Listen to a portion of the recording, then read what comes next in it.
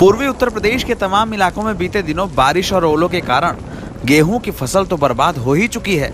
अब इस फसल पर अग्निकांड के हादसों का ग्रहण लगने लगा है।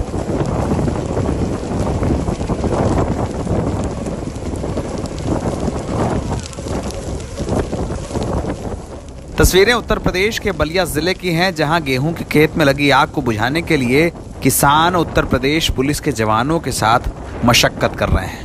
जिस फसल को आवारा जानवरों से बचाने के लिए किसानों ने रात दिन मेहनत की, अब उसके ही खेत में आग लगने के कारण किसानों के सामने मुसीबत बढ़ गई है। बलिया के सुखपुरा और पिपरा कला गांव में लगी सैकड़ों बीघा गेहूं की फसल राख हो चुकी है।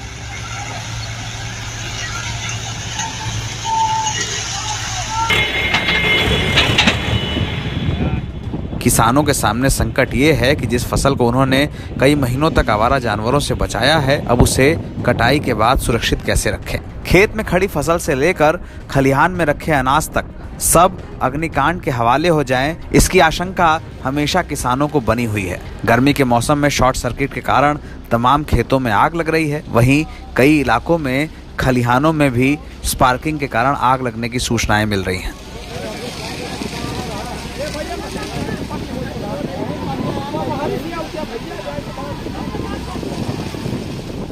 बलिया जिले के तमाम इलाकों में सैकड़ों बीघा गेहूं की फसल बर्बाद हो चुकी है। कारण खेतों में शॉर्ट सर्किट के कारण लग रही आग है, जिसकी जद में तमाम किसानों के खेत आने लगे हैं। किसानों का कहना है कि सरकार की ओर से इस नुकसान का कोई मुआवजा मिले, इसकी उम्मीद कम है।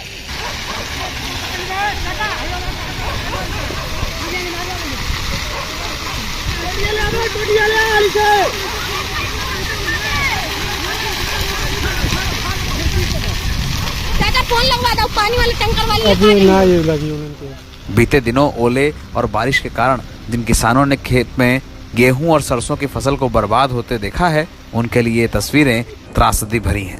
गेहूं के खेत में लगी आग को बुझाने की कोशिश में कई बार दूसरी ओर लगी आग नहीं बुझ पाती। किसानों के सामने अपनी ही मेहनत के कारण खेतों में खड़ी फसल को इस तरह से जलते हुए देखना किसी त्रासदी की तस्वीर के जैसा है। बलिया की यह तस्वीर बताती है कि खेतों में किसानों के सामने चुनौतियां कितनी बड़ी हैं। जो अन्नदाता हमें खेतों का अनाज देते हैं, उनके सामने चुनौती सिर्फ अपनी गृहस्थी बचाने की नहीं है, उन खेतों को बचाने की भी है जो उनके लिए साल भर की कमाई का जरिया बनते हैं।